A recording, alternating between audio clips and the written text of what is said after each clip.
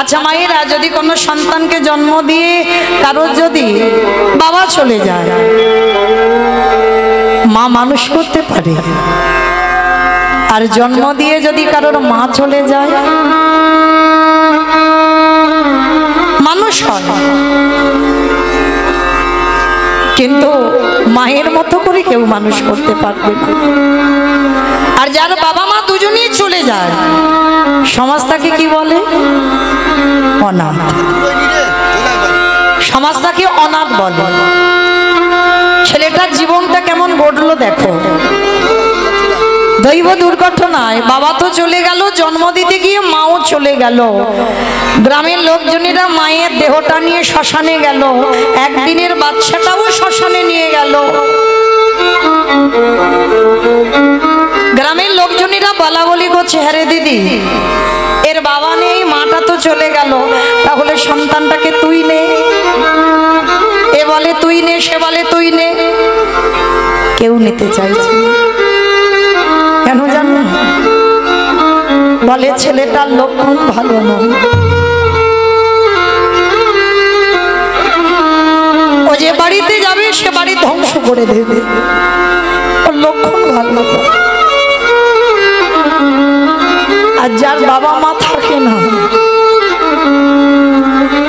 যার জীবনে ঘটেছে, সে জানে তার কি দোষ।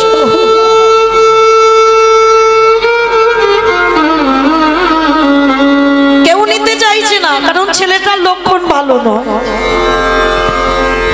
তা গ্রামের লোকজনেরা বললে, একটা কাজ করি আই দিদি, ওকে শ্মশানে ফেলে আমরা পালাই চল। শিকাল কুকুরে ছিঁড়ে ছিঁড়ে খাই খা, আমরা তো আর দেখতে যাব না। ছেলেটাকে শ্মশানের বেদিতে রেখে একদিনের বাচ্চা মায়ের দাহ কাজটা দেখলো। আর একদিনের বাচ্চা, তার বিবেক বুদ্ধি দর্শন কিছু শক্তি থাকে না। মায়ের দাহ কাজ হয়ে গেল। বাচ্চাটা অলক্ষণে বলে, কেউ নিতে চাইল না। সবাই ওই শ্মশানের বেদিতে বাচ্চাটাকে রেখে চলে গেল। কিন্তু মা রাখে হরি, মারে কি আর মারে হরি রাখে। ভগবান যদি নেবে বলে তবে তো নেবে, আর ভগবান যদি বলে নেব না, রাখবো তাকে। হাজার মারলেও তাকে কেউ মারতে পারবে না। ভগবান পরীক্ষার জন্য সারা রাত বৃষ্টি, এতটুকু বৃষ্টি থামেনি মা, সারা রাত প্রবল বেগে বৃষ্টি, ঝড়। শ্মশানের বেদিতে পুটলি জড়ানো বাচ্চাটা পড়ে আছে। সারা রাত বৃষ্টিতে ভিজেছে বাবা, গলা দিয়ে কোনো আওয়াজ বেরোচ্ছে না, শুধু ছিঁচি করে আওয়াজ হচ্ছে। আছে মা এরকম পাশানি মা, কত বাচ্চা, ছোট ছোট বাচ্চাদের ফেলে চলে যায়। কত বাচ্চাদের নর্দমায় ফেলেও দেয়। বহু বহু মা জগতে আছে, কিন্তু বাবা তারা ভাবে না তাদের অন্তিম দশাটা কি হবে। মনে রাখতে হবে, শুধু জন্ম দিলে তো মা হয় না। মনে রাখতে হবে, আমি জন্ম দিয়েছি সন্তান, তার মানে আমি মা না। জন্ম দিলে মা নয়। অনেক মাওরা আছে বাবা, তারা রাক্ষসী, দানবী, বোঝা যায় না। তো আজকের ওই একদিনের বাচ্চাটাকে শ্মশানে ফেলে গ্রামের লোক চলে গেল। আর ওই গ্রামের এক বুড়ি মা ভিক্ষা করে খায়, যার কিছু ছিল না। সে ভোরের বেলা ভিক্ষায় আসছে, আর শ্মশানের মাটি থেকে ওই একটা কান্নার আওয়াজ আসছে। তা বুড়ি মা মনে মনে ভাবলো, যাই, আমার মনে হয় শ্মশানে কেউ কাঁদছে, কিন্তু আবার ভয়, মনে হয় কোনো ভূত বেদনির আওয়াজ টাওয়াজ হবে। কিন্তু বুড়িমার তো কেউ ছিল না, অত ভয় ডয়ও ছিল না। বুড়িমা প্রবেশ করলো শ্মশানে, আর গিয়ে দেখে না, একদিনের একটা বাচ্চা সবে নারী ছেদন করা, পুটলিতে জড়ানো পড়ে আছে। সারা রাত বৃষ্টিতে ভিজেছি, গলায় কোনো আওয়াজ নেই। পাখির বাচ্চাদের যেমন একটা চিচি করে আওয়াজ হয়, ওইভাবে আওয়াজ।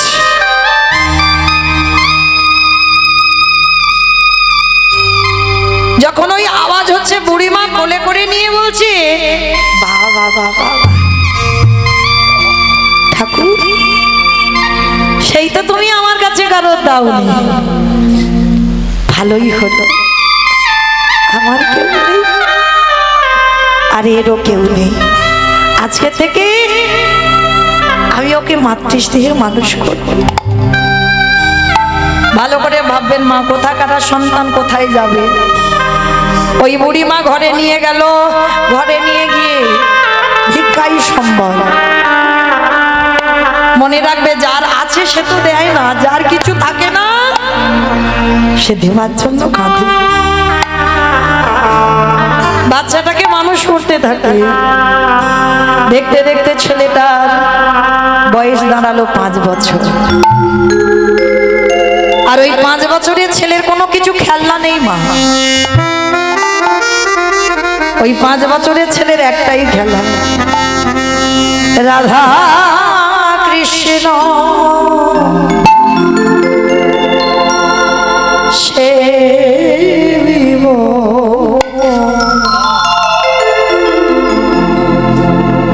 পারলাম না তো মা আমাদের ছেলেদের মানুষ করতে। আমাদের ছেলেদের কত কিছু খেলনা, আবার একটা মোবাইল দিলে যেন ভালো হয়। কিন্তু আজকের ওই যে 5 বছরের ছেলে যে বাবা মা দুজনকে হারিয়েছে, তার একটাই খেলা, সে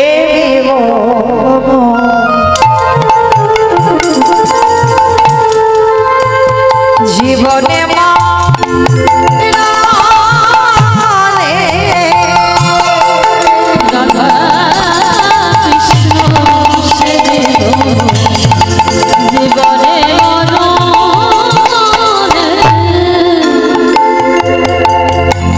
যে স্থানে লীলা করে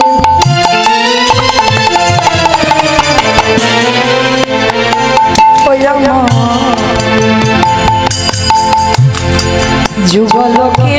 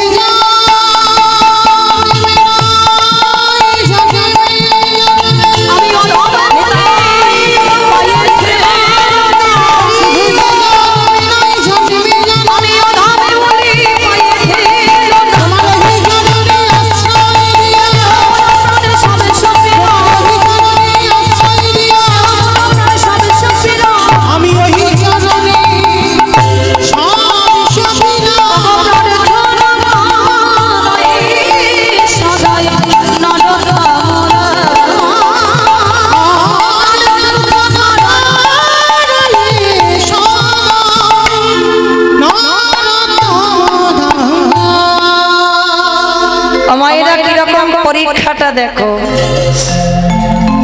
ছেলেটা তো বাবা মাটাকে কেড়ে নিল, 5 বছর বয়স হলো, বুড়িমা মানুষ করলো। 3 দিনের জ্বরে বুড়িমার মৃত্যু হয়ে গেল। যেই না লোকের বাড়ি খাওয়ার জন্য গেছে, ছোট্ট ছেলেটা সবাই মিলে দূর দূর করে তাড়িয়ে দিচ্ছে। এই বাবা মার প্রাণটা খেয়েছিস, যে বুড়িমা মানুষ করলো তারও তুই খেলি, আবার আমাদের বাড়ি তো খেতে এসেছিস, কেউ খেতে দেব না। দূর দূর করে তাড়িয়ে দেয়। একটা গাছতলায় বসে বসে কাঁদছে। দয়াময়, আমি বুঝতে পারিনি গো, তোমায় যারা ভালোবাসে, তোমায় যারা ভক্তি করে, তোমায় যারা সেবা করে, তাদের এমনি ঘুরে কাঁদতে হয়। দয়া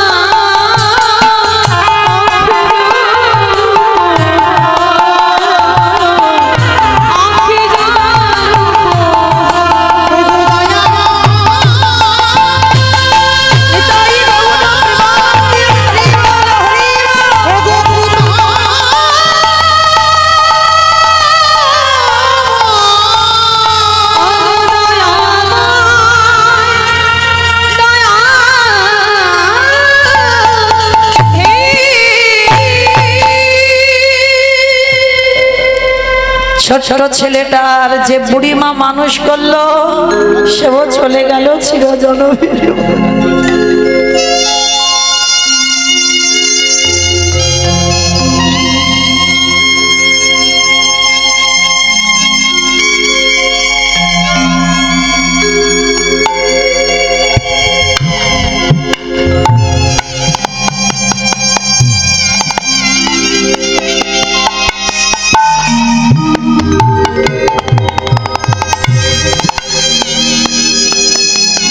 গাছের তলায় বসে বসে কাঁদি আর বলি, কৃষ্ণ তোকে ভালোবাসলে এত কষ্ট পেতে হয়, দুঃখ পেতে হয়, যদি জানতাম আমি কোনোদিন ভালোবাসতাম। মনে রাখতে হবে মা, কৃষ্ণ ভক্ত যারা হয় তারা কোনোদিন ধনী অট্টালিকাতে থাকে না। তাকিয়ে দেখেন জমিদার লালা বাবুর দিকে। বড় লোক বলা ভুল হবে, জমিদারি ত্যাগ করে কৃষ্ণ পাবার লালসায় একটা কথাই সংসারে ত্যাগ হয়ে গেল। বাবুজি বেলা যে যা, বাসনায় আগুন দেবে না বাবুজি। বাবুজি গো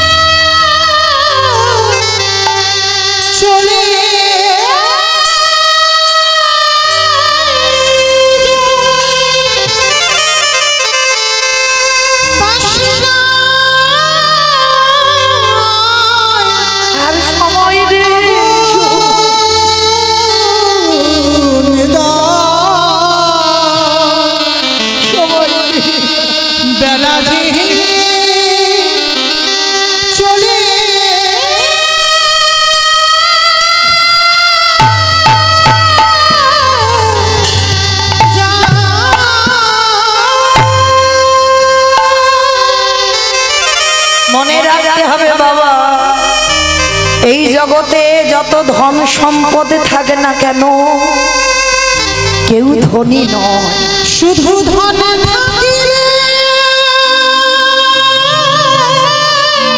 টাকা পয়সা যাদের আছে তারা ধনী নয়।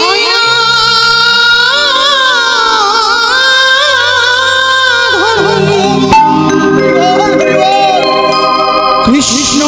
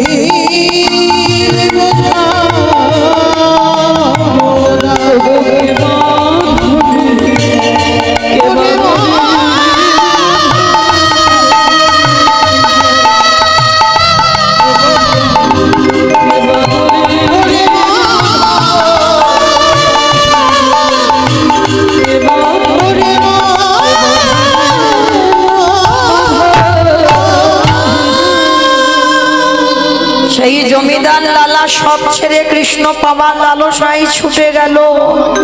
রঘুনাথ দাস গোস্বামী আদি সপ্তগ্রামে জমিদারি ত্যাগ করে রাধা কুণ্ডে ছুটে চলল কৃষ্ণ পাবার লালসায়।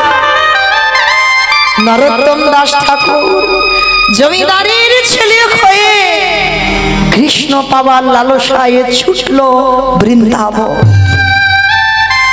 তাহলে কতটুকু ধনী, কতটুকু জমিদার, কতটুকু বড় লোক আমরা? ধনী তো সেই যার হৃদয়ে কৃষ্ণ প্রেম সম্পদ অর্জন আছে। তাই গৌর হরি বল। আর কৃষ্ণ পেতে গেলে আগে কাঁদতে শিখতে হবে। যত বেশি কাঁদতে পারবি তত কৃপা তাড়াতাড়ি হবে। কতটুকু তুলসী তলায় চোখের জল দিয়েছ কৃষ্ণ পাবে, কতটুকু কৃষ্ণ বলে কেঁদেছ কৃষ্ণ পাবে। আজকের সেই ছোট ছেলেটা গাছতলায় কাঁদছে, বাবা মার মৃত্যু হলো, যে বুড়িমা মানুষ করলো সেও চলে গেল, অনাথ হয়ে গেল। গ্রামের লোকজনে বলছে ওকে কেউ বাড়িতে ঢুকতে দিবি না, ও যার বাড়িতে যাবে তার বাড়ি ধ্বংস করে দেবে। গাছের তলায় বসে বসে কাঁদছে। গ্রামের লোকেরা সবাই মিলে দূর দূর করে তাড়িয়ে দিচ্ছে, বের হয়ে যা। বাবা মাকে খেয়েছিস, যে বুড়িমা মানুষ করলো তাকেও তুই খেলি, কেউ খেতে দেব না তোরে। 3 দিন হয়ে গেল উপবাস। ভগবান বলেছেন ভক্ত আমার মাতা পিতা, ভক্ত আমার গুরু, ভক্ত আমার রেখেছে নাম বাঞ্ছা কল্প।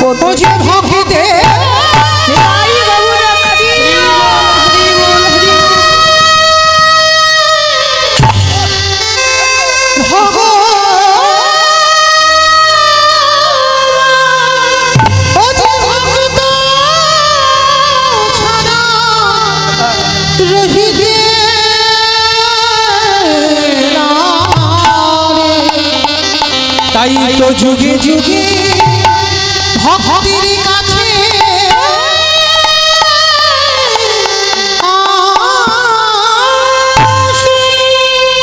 ভক্ত যেদিন সেবা দেয় সেদিন সেবা পায়, ভক্ত যেদিন না দেয় সেবা উপবাসী।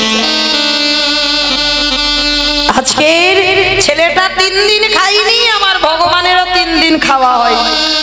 দেয় বলে তো খাওয়া হয়, আর না দিলে খাবে কি? দিচ্ছে না, খাওয়া হচ্ছে না। ভগবান একটা বৈষ্ণব সেজে লাঠি ঠুকতে ঠুকতে এসেছে, এই ছেলে দুটো খেতে দিবি? হায় রে, যে নিজের পেটের ভাত 3 দিন জোগাড় করতে পারিনি তার কাছে ভগবান দাঁড়িয়েছে। এটা বাস্তব বাবা, যার আছে ভগবান তার বাড়ি যাবে না, আর যার কিছু নেই, যে দিনহীন পথের ভিখারি কাঙাল, তার ঘরে ভগবান আগে গিয়ে দাঁড়ায়। তো আজকের যেই না গিয়ে দাঁড়িয়েছে, তো ছোট্ট ছেলেটা বলছে হায় হায় হায় হায় গো, আমি নিজে 3 দিন খাইনি, আমি তোমারে খেতে দেব কি? সে কি রে, ভগবান জানো না জেনে জেনে না জানার ভান করছে। শোন, তুই তো 3 দিন খেতে পাসনি, একটা কাজ কর, ওই দূরে দেখা যাচ্ছে রামানন্দ স্বামীর আশ্রম, যা আজকে থেকে ওই রামানন্দ স্বামীর আশ্রমে তুই থাক। ছোট্ট ছেলেটার আনন্দ, ছুটতে ছুটতে গিয়ে গুরুচরণে আছাড় খেয়ে পড়েছে। গুরুদেব বলে উঠলেন, আরে পা ছাড়, পা ছাড়, পা ছাড়। আরে কে তুই? কোথা থেকে এসেছিস? এতটুকু ছেলে, দুধের বালক, নাম কি, থাকিস কোথায়, বাবা মাকে, বাড়ি কোথায়? অনেক প্রশ্ন। ছোট্ট ছেলেটা একটাই উত্তর, আমি অনাথ। এই জন্য আমার পা দুটো জড়িয়ে ধরলি। তো শোন, আমার আশ্রমে থাকতে গেলে তোকে কটা নিয়ম মানতে হবে। বলো গুরুদেব, কি মানবো? শোন, তোকে মুষ্টি ভিক্ষা করতে হবে। কারোর বাড়িতে গিয়ে হাত পেতে কিন্তু কিছু চাইবি না। রাস্তা দিয়ে যাবি, 3 বাড়ি থেকে 3 জন মা দরজা থেকে বেরিয়ে এসে যদি মুষ্টি ভিক্ষা দেয়, সেই মুষ্টি ভিক্ষা করে আমার প্রভুর জন্য তুই রন্ধন করে দিবি। পারবি? পারবো, পারবো গুরুদেব। তবে মনে রাখবি, যেদিন ভুল করবি, অন্যায় করবি, সেদিন আমি তোকে গলা ধাক্কা দিয়ে আশ্রম থেকে বের করে দেব। দিন যায়, মাস যায়, বছর যায়, দেখতে দেখতে ভগবান মনে মনে ভাবলো আর একটু যাচাই করতে হবে, দেখতে হবে ও আমার ভক্ত না আমার নকল। দেখি একটা ভগবান ডাক দিল, পবন দে, বরুণ দে, ইন্দ্র দে, তোমরা এমন করে ঝড় বৃষ্টি তোলো যেন ও ছেলে আর বাইরে বেরোতে না পারে। তবে মনে রেখো যেন আমার ভক্তের অঙ্গে আঘাত না লাগে। প্রচুর ঝড় বৃষ্টি, বর্ষণ, বড় বড় গাছ ভেঙে ভেঙে পড়ছে। সেই সময় গুরু রামানন্দ ডাক দিয়েছে, এই ছেলে এখনো বসে আছিস, মুষ্টি ভিক্ষায় যাবি না? গুরুদেব, গুরুদেব এই ঝড় বৃষ্টি, কত মেঘাচ্ছন্ন আকাশ, মনে হচ্ছে কত রাস্তা অবরোধ হয়ে গেছে, কে আমাকে দেখতে পাবে, কে আমায় ভিক্ষা দেবে? দূর হয়ে যা, আমি তোকে বারবার বলেছিলাম আমার কথা অবজ্ঞা করবি না, মুষ্টি ভিক্ষা করে দিতে হবে। যাচ্ছি যাচ্ছি গুরুদেব, আমি এক্ষুনি যাচ্ছি। ওই ঝড় বৃষ্টি মাথায় করে নিয়ে ছেলেটা বেরিয়ে পড়ল। কিন্তু যখন আকাশে প্রচুর ঝড় বৃষ্টি হয়, কোনো মা কি ঘর থেকে বাইরে বেরোয় না। সারা গ্রাম ঘুরলো, কোনো মা মুষ্টি ভিক্ষা দিল না। ছেলেটা মনে মনে চিন্তা করলো, ওই তো জমিদার মার বাড়ি, ওই মা তো রোজ আমার ডাকে, আমি যাই না, কিন্তু গুরুদেব তো আশ্রমে আছে, গুরুদেব কি আমায় দেখতে পাবে? যাই, আমি ওই জমিদার মার কাছ থেকে কিছু চাল ডাল চেয়ে আনবো।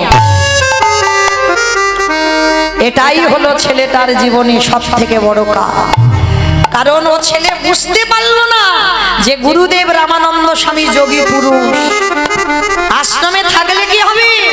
ধ্যানা যোগে বসে ত্রিনয়নে সব দেখতে পেয়ে যায়। জমিদার মার কাছ থেকে চাল ডাল এনে রন্ধন করে গুরুদেবের হাতে তুলে দিল। গুরুদেব যেমন ভোগ লাগায় আজও লাগিয়েছে।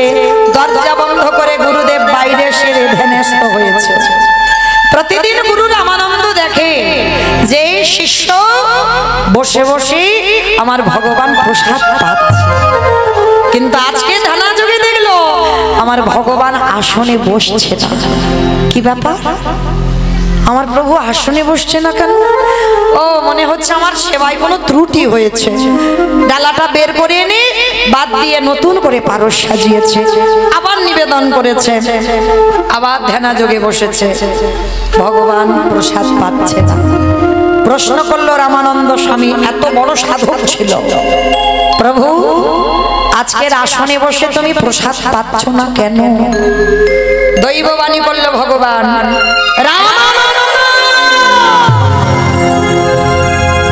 তুই প্রতিদিন মুষ্টি ভিক্ষা দিস বলে আমি তোর আশ্রমে প্রসাদ পাই, কিন্তু আজকে তোর শিষ্য ঘোর অন্যায় করেছে।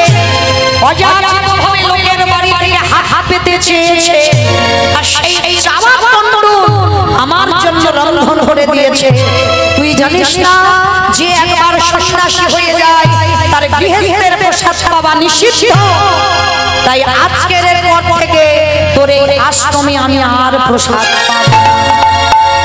গুরুদেব রেগে গিয়ে ডাক দিল, এই ছেলে এদিকে আয়, আগে শেষ এদিকে আয়। ছোট্ট বাচ্চা এসে বলছে, গুরুদেব, গুরুদেব আমায় ডেকেছো, সত্যি করে বল তুই মুষ্টি ভিক্ষায় গিয়েছিস? আর দেখবেন বাবা, যারা ছোট বাচ্চা তারা মিথ্যাটা আগে বলে না, সত্যি আগে বলে ফেলে। ছোট্ট বাচ্চা বলে উঠলো, গুরুদেব, গুরুদেব জানো এই মেঘাচ্ছন্ন বৃষ্টি পড়ছে, আমাকে তো কেউ মুষ্টি ভিক্ষা দেয়নি। আর জানো গুরুদেব, আমি এক জমিদার বাড়িতে গিয়ে আমি অনেক চাল ডাল এনেছি, আর যা এনেছি আমাকে এক সপ্তাহের ভিক্ষায় যেতে হবে না। আপদার্থ, তোর এত বড় স্পর্ধা, তুই গুরু বাক্য লঙ্ঘন করেছিস, গুরুদেবের ভজন নষ্ট করেছিস, গুরুদেবের ভজন থেকে সরিয়ে দিয়েছিস। আমি এই মুহূর্তে বেরিয়ে যা, আমার আশ্রম থেকে তুই এক্ষুনি বেরিয়ে যা। গুরুদেব, গুরুদেব আমি বুঝতে পারিনি, গুরুদেব বিশ্বাস করো, আমাকে তাড়িয়ে দিলে আমি কোথায় থাকবো? আমার তো কেউ নেই, আমি কোথায় যাবো? কি আমায় দুটো খেতে দেবে? বেরিয়ে যা, যেদিকে দু চোখ চাই সেই দিকে চলে যাবে। পা ছেড়ে দে, পা ছেড়ে দে, পা মারলো এক পায়ের লাথি। এত জোরে লাথি মেরেছে মা, ছেলেটার পিঠে খড়মের চিহ্ন পড়ে গেছে। ভালো করে অনুভব করবেন মা, কত জোরে লাথি মারলে তবে একটা বাচ্চার পিঠে খড়মের চিহ্ন পড়ে। তবু পা ছাড়ছে না, গুরুদেব আমাকে মারো, আমাকে মেরে মেরে ফেলে দাও। কিন্তু গুরুদেব তুমি যদি তাড়িয়ে দাও আমি কোথায় যাব, আমি কার কাছে যাব, কার কাছে থাকবো তুমি বলে দাও। তবে রে পা ছেড়ে দিতে বলছি, লাথি মারলাম তবু যাবি না। বেশ, তবে শোন ছেলে, গুরু বাক্য অমান্য করার অপরাধে, আমার কৃষ্ণ ভজন নষ্ট করে দেওয়ার অপরাধে, আমার ভজন নষ্ট করে দেওয়ার অপরাধে আমি তোকে অভিশাপ দিলাম। এই মুহূর্তে তোকে অভিশাপ দিলাম, এর পরের জন্মে তোরে যেতে হবে একটা মুচির ঘরে। শুধু মুচির ঘরে নয়, অভিশাপ দিলাম এই মুহূর্তে তোর জন্ম হয়ে যাচ্ছে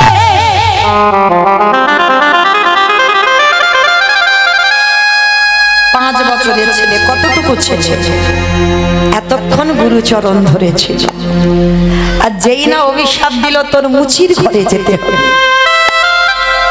পাটা ছেড়ে দিয়েছে। ওগো দয়াল গুরুদেব, আমার উৎস কুলে জন্ম দেওয়ার নিজ কুলে জন্ম দাও, আমার যে কুলে জন্ম দেওয়া না কেন, আমি রাম জানি না, নারায়ণ জানি না, কৃষ্ণ জানি না। হে দয়াল গুরুদেব, আমি মুচি কুলে যাব বটে গুরুদেব, আমি যেন গুরু গুরু চরণ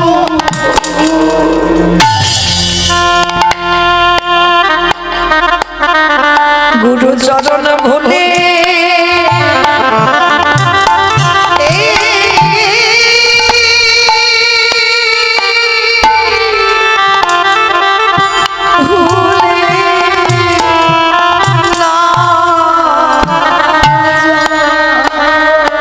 আমার যে ভুলে জানো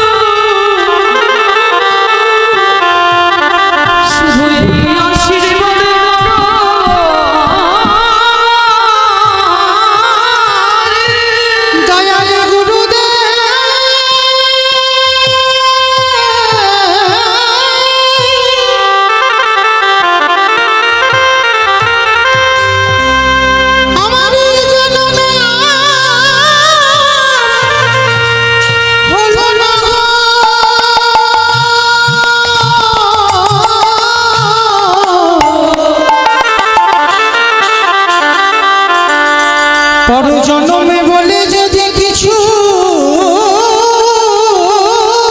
থাকে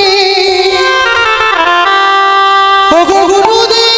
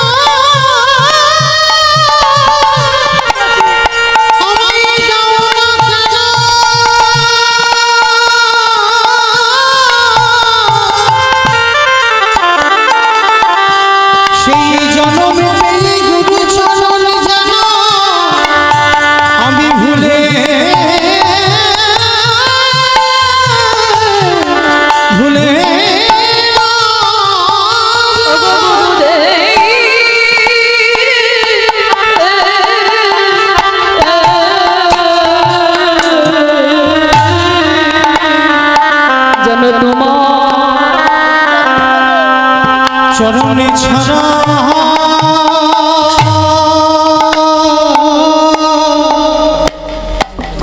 ছাড়া বড় ও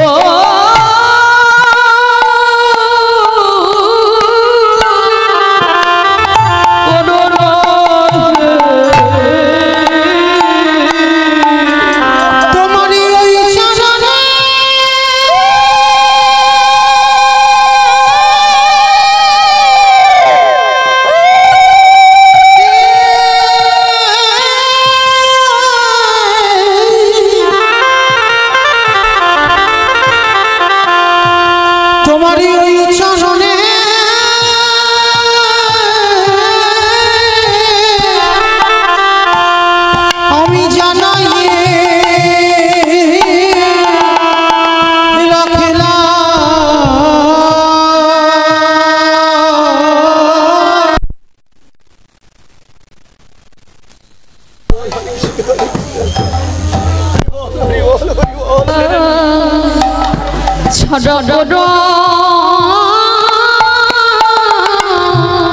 করোনা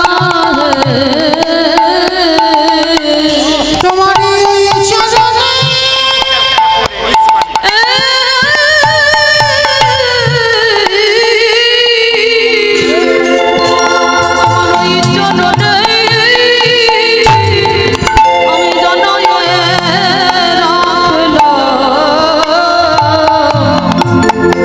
দয়াল গুরুদেব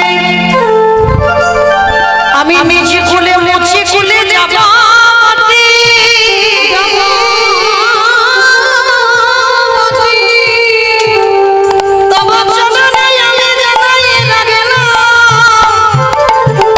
আমি ওই নিজে খুলে গিয়ে গো গুরুদেব আমি যেন তোমার চরণ ভুলে না যায় গুরুদেব শুনে বলল খোকারে আমি লাঠি মারলাম আমি অভিশাপ দিলাম তবু তুই আমার চরণ ছাড়িলি না রে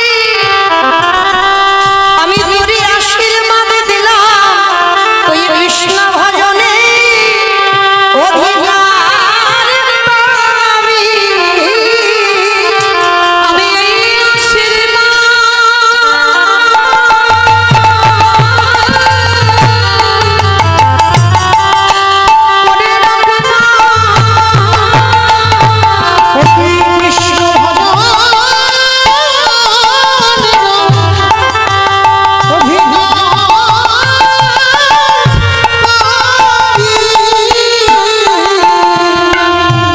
ছেলেটা মনে মনে ভাবলেন গুরুদেব সেই যখন আমার মুছি খুলে যেতে হবে আর তো আমি এখানে থাকবো না ছেলেটা যেই না ওই বারাণসী নদীর জলে ডুব দিতে গেল পা পিছলে ছেলেটা বারাণসী নদীর জলে মৃত্যু হয়ে গেল কারণ গুরু রামানন্দ স্বামী অভিশাপ দিয়ে রেখেছে আজকের দিনেই তোর মৃত্যু হবে। আর মৃত্যু যদি কপালে থাকে মা, ও যত ঘরের মধ্যে বন্দি থাকো না কেন, তোমার মৃত্যু কেউ রোধ করতে পারবে না। ও মৃত্যু অনিবার্য আসবে। ও তুমি যত আগলে বসে থাকো না কেন, মৃত্যু হবেই হবে। ওই জন্য বাবা শাস্ত্র বলছে কে যে কিভাবে মরবে সেটা কেউ জানে না, কেউ বলতে পারবে না কে কিভাবে মরবে। কেউ খেয়ে মরে, কেউ খাইয়ে মরে, কেউ নিয়ে মরে, কেউ দিয়ে মরে, কেউ দেখে মরে, কেউ শুনে মরে, কেউ বলে মরে, কেউ ভালোবেসে মরে। ভালো করে শুনবেন মা, একটা কথা গ্রন্থের বাইরে যাবে না, সব গ্রন্থের ভিতরে আছে। যদি কারো জানা থাকে প্রশ্নের উত্তর দেবে, কেমন? আচ্ছা বলো তো, খেয়ে মরেছিল কে? বকাসুর। বাহ, মানে আমার কীর্তন শোনে। বকাসুর খেয়ে মরেছিল বকাসুর। কৃষ্ণ বসতে গেল আর এমন করে বকাসুর দিলে খেতে গেল, বকাসুর হরিবোল হলো, তাহলে খেয়ে মৃত্যু হলো। আর পরেরটা সবাই পারবে। খাইয়ে মরেছিল কে? হতো না, স্তনে বিষ মাখালো, কৃষ্ণ এমন করে টান দিল, 6 দিনের ছেলে পুতনা বধ হলো। তাহলে খেয়ে মরলো, খাইয়ে মরলো। নিয়ে মরেছিল কে? আমি অপশন দেব, আপনারা খুঁজে বের করবেন। রামায়ণ।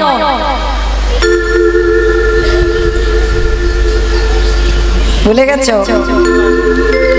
বলো বলো, আমি অপশন দিয়েছি। রামায়ণ নিয়ে মরেছিল।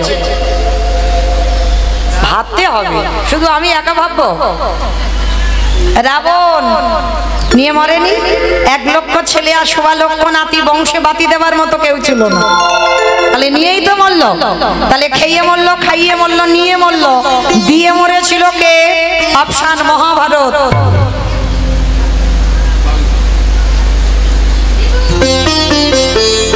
কর্ণ কবচকুণ্ডল দিল না, ওই জন্য তো কর্ণবধ হলো কুরুক্ষেত্রের মাঠে, না হলে হতো না। তাহলে দিয়ে মরলো, তাহলে খেয়ে মরলো, খাইয়ে মরলো, নিয়ে মরলো, দিয়ে মরলো। শুনে মরেছিল কে? মহাভারত।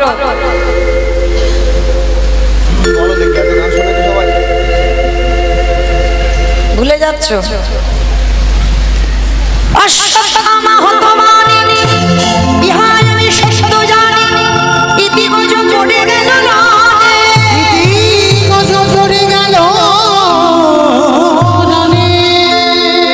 অস্ত্রগুরু দ্রোণাচার্য পুত্রের মৃত্যু সংবাদ শুনে মরল না, বললো তো? তাহলে খেয়ে মরলো, খাইয়ে মরলো, নিয়ে মরলো, দিয়ে মরলো, শুনে মরলো। বলে মরেছিল কে? দক্ষ রাজার 60টা মেয়ে ছিল, তার ভিতরে একজন সতী দক্ষ যজ্ঞ হয়েছিল। সব জামাইকে বলেছিল, কিন্তু আমার বাবা শিবকে বলেনি। শিবহীন যজ্ঞ। সতী বিনা নিমন্ত্রণে বাপের বাড়ি এসে বলল, বাবা তুমি সব জামাইকে বললে, আর আমার স্বামীটাকে কেন বললে না? বলে বলবো না। কেন বলবে না? বলে আরে তোর স্বামীকে বললে আমার যজ্ঞটা ভণ্ড হবে। কেন? ও বেটা ভূত বেদরে নিয়ে আসবে, এই জন্য বাবাকে নিমন্ত্রণ করেনি। আর সতী বিনা নিমন্ত্রণে এসে অপমানিত হলো, আর অপমানিত হয়ে সতী প্রতিনিন্দা শুনে নিজে অগ্নিতে দেহ ত্যাগ করেছে। সতী দেহ ত্যাগ করলো, তাহলে খেয়ে মরলো, খাইয়ে মরলো, নিয়ে মরলো, শুনে মরলো, বলে মরলো। দেখে মরেছিল কে? হিরণ্যকশিপু। প্রহ্লাদকে বলেছিল, প্রহ্লাদ তোর হরি কোথায় থাকে? বলে কেন বাবা, যেদিকে তাকাই সেদিকে আমার হরিময় জগৎ। এই ফটিক স্তম্ভে তোর হরি আছে? বলে আছে। যেই আঘাত করলো ফটিক স্তম্ভ থেকে বাবা দেহটা পুরুষ আর মুখটা পশু। আমার কোন ঠাকুর গো? গণেশ ঠাকুর। গণেশ গণেশ ঠাকুর নাকি নৃসিংহদেব। ওই রূপটা ধরে বাইর হলো, আর রূপটা ধরে যখন বাইর হয়েছে হিরণ্যকশিপুর হেঁটে উঠেছিল খিলখিল করে। পারবে না, কারণ ব্রহ্মা আমাকে বর দিয়েছে আমি অমর। ভগবান হেসে বলছে, আরে মূর্খ, যে বর দিয়েছে সে নিজেই অমর নয়, আর তুই কি করে অমর হবি? বলি না অমরের মতো। বলে মতো মানে? বলে শোনো, আমাকে তো নারীতে নয়, পুরুষে নয়, পশুতে মারতে পারবে না। বলে আরে মূর্খ, ওই জন্য আমার এই রূপটা ধরা। নারী তো নয়, পুরুষও নয়, পশুও নয়, এই রূপটা ধরলাম শুধু তোরে মারবার জন্য। বলে পারবে না। বলে কেন? বলে আমি জলে মরবো না, স্থলে মরবো না, অন্তরিক্ষে মরবো না। বলে মারবো না, আমি মারবো আমার জানু দেশে, উরু দেশে, যার জন্য ভগবানের এই জায়গাটা শ্মশান। মেরেছিল না হিরণ্যকশিপুরকে? হিরণ্যকশিপুরকে যেই না উরুতে রেখেছে, বলে পারবে না, যত চেষ্টা করো। বলে কেন? বলে আমি ঘরে মরবো না, ঘরের বাইরে মরবো না। ভগবান বলে ঘরে মারবো না, বাইরে মারবো না, মারবো তোর ঘরে চৌকাটের উপরে দাঁড়িয়ে। বলে তবু পারবে না। বলে কেন? বলে আমি দিনে মরবো না, রাতে মরবো না। দিন রাতের মাঝখানে গোধূলি বেলায় মরেছিল। বলে তবু মারতে পারবে না। বলে কেন? বলে শোনো, আমি মাসে মরবো না, বারেও মরবো না। এই জায়গায় আমার ভগবান একটু মাথায় হাত দিয়েছিল। মাসে মরবে না, বারে মরবে না। আমার কোন মাসকে মাস বলে না, কোন বারকে বার বলে না? মল মাস, পুরুষোত্তম মাস। আমার কথা নয়, মহাজনগত পন্থা। এই পুরুষোত্তম মাস মানে চলতি কথায় বলছি মল মাস। এই মল মাস সৃষ্টি করেছিল হিরণ্যকশিপুরকে মারবার জন্য। তাহলে খেয়ে মরল, খাইয়ে মরল, নিয়ে মরল, দিয়ে মরল, শুনে মরল, বলে মরল, দেখে মরল। আর একটা বাকি আছে, ভালোবেসে মরেছিল কে? আমি বলবো, বলো। ঋতুপর্ণা। আমি বলেছি গ্রন্থের বাইরে যাবে না। ও ঋতুপর্ণা মানে সারা 24 ঘন্টায় ও সিনেমায় ডুবে থাকে। মনটা ওই করে শেষ হয়ে মানে ফোনটা ওই করে করে শেষ, মানে সারাক্ষণ গাড়িতে ওই সিনেমা। হ্যাঁ, ঋতুপর্ণা মরেছে, সেই বইটাই মরেছে। বাড়ি বল, ভালোবেসে মরেছিল রাজা দশরথ। তাকে ভালোবেসেছিল মা রামকে, কইকেয়ী মাকে। দশরথের 750 বউ ছিল, ভগবানের 16,108টা, রাবণ রাজার ছিল 10,000, আর দশরথের ছিল 750। বললে সারা রাতে ফুরাবে না। কেন যে বিয়ে করেছিল এর একটা কাহিনী আছে বাবা, কিন্তু এখন বলবো না, সব বলে দিলে হবে না। হরি বল, পরে বলবো, আবার তো আসবো। সাগরপাড়া, নরসিংহপুর সব আছে। রাধে, একটু যদি কিছু না রাখি, সব যদি এক জায়গা বলে দিই, তাহলে সেগুলোই কি করব? তো চলো, এই 750 বউয়ের মধ্যে 3টে প্রধান, কৌশল্যা, কইকেয়ী, সুমিত্রা। আর 3 জনের মধ্যে সব থেকে একজনকে বেশি ভালোবাসতো, সেটাকে কইকেয়ী মা।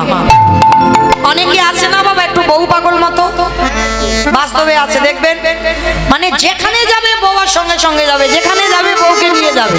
দশরথ যুদ্ধে যাবে, সেও কইকেয়ী মাকে নিয়ে যাবে। আর কায়দা করে 2টো বর চেয়েছিল। প্রথমবারই ভরত রাজা হবে, দ্বিতীয়বারে রাম যাবে 14 বছর বনবাস। আর এই যে 2টো বর কায়দা করে চাইল, রাম যখন বনবাসী হলো, দশরথে কেঁদে কেঁদে অন্ধ, আর অন্ধ হয়ে বিছানায় পড়ে একটা অভিশাপ দিয়ে গেছে। বলবো? বলি, আমাদের দেয়নি, আমার দাদা ভাই, বাবা ঠাকুর ভাইরা যারা যারা বিয়ে থা করেছে তাদের দিয়েছে। কি দিয়েছে জানো? দশরথ বলল, কলিরজি, তোরা যেন আমার মতো কেউ বউকে ভালোবাসিস, ভালোবাস, খবরদার কারোর যেন বউ মাথায় চড়ে না বসে। আর যাদের যাদের বউ মাথায় চড়বে, বলে তাদের দশা আমার মতো হবে। আমি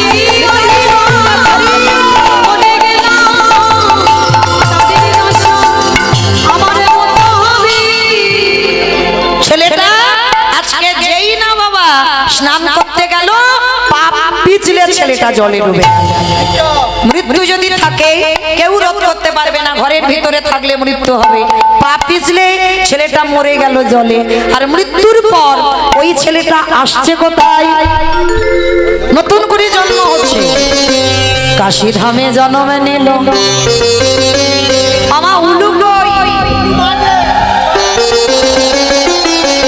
ওহ, কাশী ধামে জন্ম নিল ভক্ত রহিলা। বারণ করলাম, তুমি শুনতে পারলে না কি বলছি? তোমার তো একবার বারণ করলাম যে দল না, ওটা নামার সময় দেবে। আমি তো একবার বলে দিলাম। এটা গানের মধ্যে যা। পিন্টু ভাই, বসো ভাই। হ্যাঁ, দল ওঠা নামার সময় কাগজগুলো দেবে, কেমন? কাশী ধামে জন্ম নিল ভক্ত রহিলা,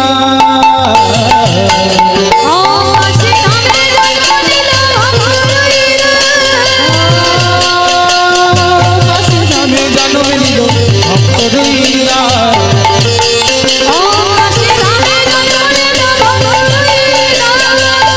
হরি হরি হরি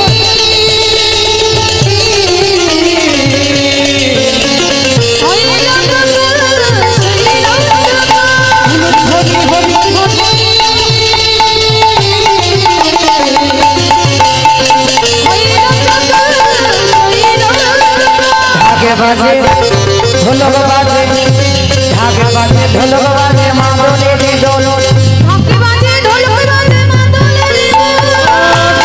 ঢোলক বাজে মাদলে দিল,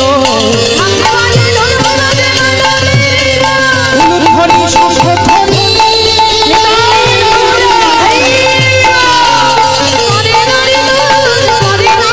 তাদের আনন্দ আর ধরে না, ভক্তের আমির ভাবে, আমির ভাবে। শুভ দিন শুভক্ষণে ছেলেটার জন্ম হলো ওই কাশী ধামে বস্তি পাড়াতে। বাবা ছেলেটার নাম রুইদাস নয়, এটা তো টাইটেল, যেমন আমার নাম মৌমিতা ঘোষমন্ডল, ওটা টাইটেল। তাহলে এই যে রুইদাস রুইদাস বলছি না, এটা টাইটেল, এটা নাম নয়। এ ছেলেটার নাম হলো বাল্মীকি রুইদাস, ছেলেটার নাম হলো বাল্মীকি রুহিদাস। রুহিদাসটা হচ্ছে টাইটেল, আর জগতে প্রচার হয়ে গেল ওই রুহিদাসটা হচ্ছে ছেলেটার নাম, না টাইটেলটা নামে পরিণত হয়ে গেছে। করে দাও, তারপরে পরে 5-10 মিনিট বাড়ি রেখে বেশ। তো ছেলেটার জন্ম হলো, মা জন্মাবার পরে হয়ে গেল জাতিস্বর। আচ্ছা মা, এখানে কারা কারা জাতিস্বর আছো একটু উলুধ্বনি দাও তো দেখি।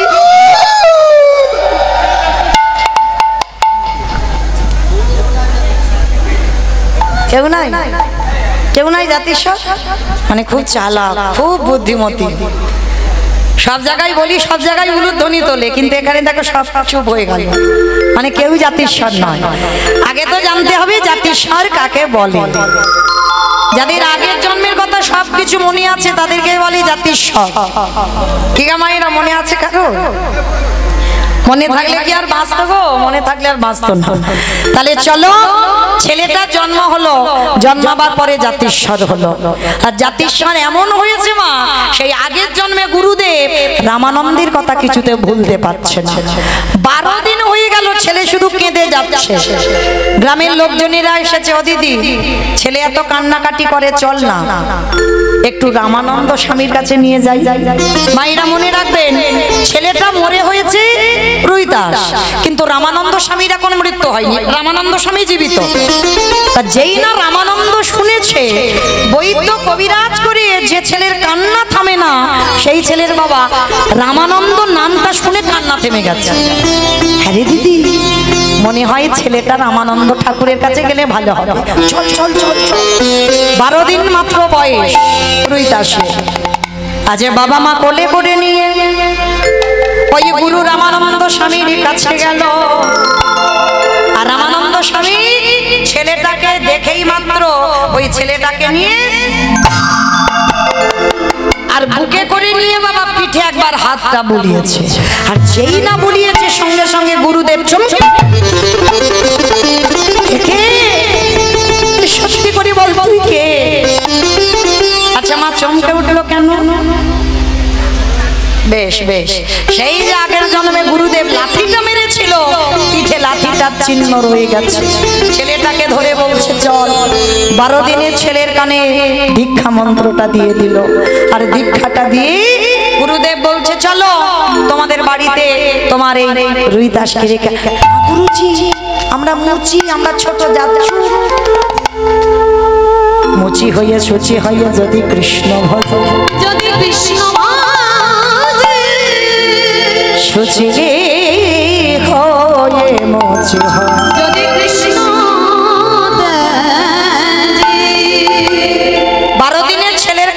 আসল কাজটা করে দিল, আশীর্বাদ দিল। এক মুখে অভিশাপ দিয়েছে মুচি কুলে যাবি, আর এক মুখে আশীর্বাদ দিলাম জগতে যত কৃষ্ণ প্রেম ভক্তি তোর মধ্যে উদয় হোক।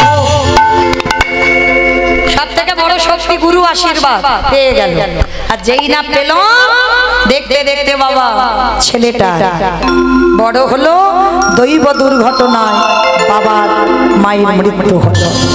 দেখবে মা, যখন ছেলেরা ছোট থাকে তখন কোনো চিন্তা ভাবনা থাকে না, বাবা মার ঘাড়ে সব। আর বাবা মার মৃত্যুর পর তখন তো কাঁধে বাবা একটা চাপে দায়িত্ব। তার রুই দাসের বাবা মার মৃত্যু হয়ে গেল, কি করে সংসার চলবে? ওমা, এবার একটা কথা বলবো, বলি। 1 বছর পরে দেখা তোমাদের সঙ্গে, 1 বছর পাক্কা 1 বছর। আর এই 1 বছরের মধ্যে বাবা কে আপ ডাউন হয়েছে তো জানা নাই। তো যাই হোক, সেই 1 বছর পরে যখন দেখা। আচ্ছা মা, একটা কথা বলো, সিরিয়াল টিরিয়াল দেখো তো? হ্যাঁ, শোনো, ভালো করে শোনো। হ্যাঁ, ওটা একটু আদ্র চলে আমার হোক, আমি বারণ করিনি। আচ্ছা, যারা যারা সিরিয়াল দেখো কতক্ষণ করে হয়? 1 ঘন্টা। আধ ঘন্টা, 5 মিনিট। আধ ঘন্টা গোটা হয় হিসাবে 15 মিনিট হয়, আর 15 মিনিট অ্যাডভার্টাইজ দেয়, তাই তো? আর দেখবে সিরিয়ালটা খুব জমে উঠেছে, কিন্তু মা দেখার ইচ্ছা নেই, দুম করে অ্যাডভার্টাইজ দিল। কিন্তু ইচ্ছা নেই অ্যাডভার্টাইজটা দেখার, কিন্তু দেখতে হবে। কেন? ওই কোম্পানিগুলো সিরিয়ালটা চালাচ্ছে। আমা বুঝছো কিছু? বুঝতে পেরেছো? বুদ্ধিমতী মা তো সব বুঝবে। মুর্শিদাবাদ বলে কথা, অন্যান্য জেলা হলে অত বুঝতে পারতো না, সব হাঁ করে বসে থাকতো, কি বলে সিরিয়ালের কথা, কিন্তু এখানে বুঝতে পারবে। তো এই কথা বলার কারণ একটাই, কীর্তন গাইতে গাইতে মা জমে গেলে উপায় নাই, যে কোম্পানিগুলো চালাচ্ছে, মানে কোম্পানি নয়, গদাগাড়ির কমিটি বাবারা, কান মুলে নিচ্ছে। আমার দাদা ভাই বাবা ঠাকুর যারা এই অনুষ্ঠানটা চালাচ্ছে, তার জন্য অর্থের তো দরকার হবে মা। কারণ এত ভক্ত সেবা শুধু আজকের বলে নয়, এর আগে নামযজ্ঞ হলো, আবার এই কালকের হবে অষ্টকালীন, আজকের আবার এই ভক্তলীলা গৌরলীলা চলছে, কিন্তু কালও এখনো আছে, আবার পরশুকুঞ্জ বর্ণন। তাহলে এই যে এত ভক্ত সেবা একার দ্বারা তো সম্ভব নয়, শুধু কয়েকটা কমিটি দাদাবাদের বাবাদের দ্বারা অসম্ভব। ভিক্ষার আঁচল পাততে হবে, ভিক্ষার ঝুলি নিতে হবে। বেশ, রাধে বলার আগে আমার এক দাদা ভাই 100 টাকা দিয়েছেন ভগবত সেবার জন্য। তো যাই হোক, আমার এই দাদা ভাইরা যাবেন, বাবারা যাবেন, যার যেমন ক্ষমতা আছে, যার যেমন সামর্থ্য। আজকের আমি আর বেশি কিছু বলবো না, বলবো কালকে।